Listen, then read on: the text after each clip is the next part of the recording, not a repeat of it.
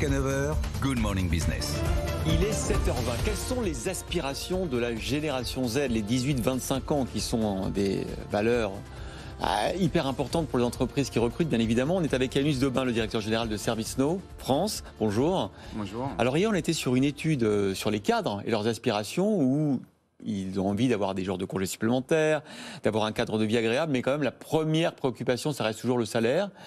Chez les Z, c'est pas tout à fait le cas. Quel est leur premier sujet, leur première motivation pour travailler? Alors c'est intéressant parce qu'il y a une forme de challenge des idées reçues par rapport à l'étude qu'on a faite il y a maintenant 2 mois. Ce qui ressort par rapport à cette thématique, c'est la volonté première de travailler dans un domaine qui les passionne. La rémunération ne vient qu'en deuxième position. Ah oui? Et notamment par rapport à ce sujet de rémunération, chose assez intéressante, une grande partie, une majeure partie, puisqu'on est plus de 50% des personnes qui nous répondent, partent du principe qu'elles sont prêtes à sacrifier une part de leur rémunération justement pour avoir un peu plus de temps libre. Il y en a quand même la moitié qui se tourne vers un CDI plutôt qu'un autre type de contrat. On est à 47%. Ça veut dire qu'il y a la moitié qui privilégie un peu la sécurité dans ce qu'on leur propose comme statut. C'est complètement contre-intuitif pour nous parce qu'on reçoit tous les jours des gens qui créent leur start-up, des French Tech, qui prennent des risques.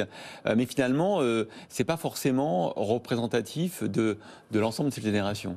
Alors non, mais il y a quand même 50% des personnes qui souhaitent avoir un CDI. Et puis encore une fois, ce que démontre cette étude, c'est que contrairement à ce qu'on pourrait penser pour la génération 18-25 ans, c'est que globalement, il y a une appétence avant tout à travailler dans le monde de la PME, voire du grand compte ou du grand groupe, et pas forcément des startups. Ouais, c'est ça. Alors l'autre enseignement, c'est que c'est évidemment ce qu'on appelle les digital natives, donc depuis qu'ils sont quasiment dans leur berceau, ils ont un smartphone dans les mains, et que donc ils attendent d'une entreprise d'avoir tous les outils nécessaires pour pouvoir travailler d'où ils veulent en fait quelque part. Alors c'est vrai pour la génération Z, mais c'est vrai plus globalement pour l'ensemble des collaborateurs en 2021 ou 2022. La raison elle est simple et vous venez de le dire Christophe, c'est que 100% des personnes ont aujourd'hui un smartphone dans leur poche, et le propre de tout ça c'est que dans notre quotidien on a une expérience au travers des applications mobiles qui est simplifiée, et donc les collaborateurs et encore plus cette génération Z qui rentre dans le monde du travail s'attend à vivre une expérience aussi simple, aussi intuitive, aussi fluide dans le monde de l'entreprise. Mais aussi avancée aussi, parce qu'eux, ils s'attendent carrément à avoir de l'intelligence artificielle partout. Exactement. C'est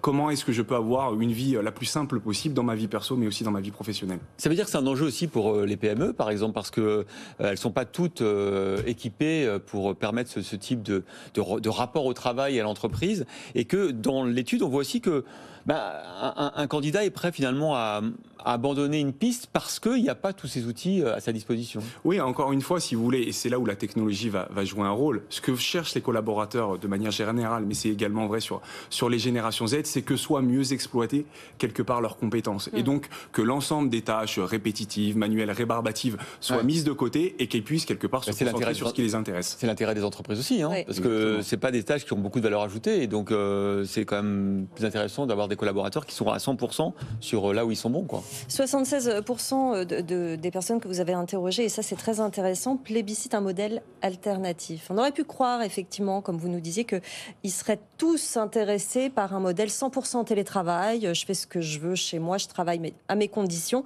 Et finalement non, ils veulent plutôt un modèle hybride pour les 3/4. Exactement, en fait, ils veulent avoir le choix, tout simplement. C'est-à-dire, quand je souhaite aller au travail, rencontrer des collaborateurs, j'ai la capacité de le faire, mais quand je souhaite être autonome dans mon choix et finalement travailler de chez moi ou travailler d'un autre endroit à n'importe quelle heure, je souhaite aussi pouvoir le faire. Ça veut dire qu'il y a quand même un attachement à l'entreprise.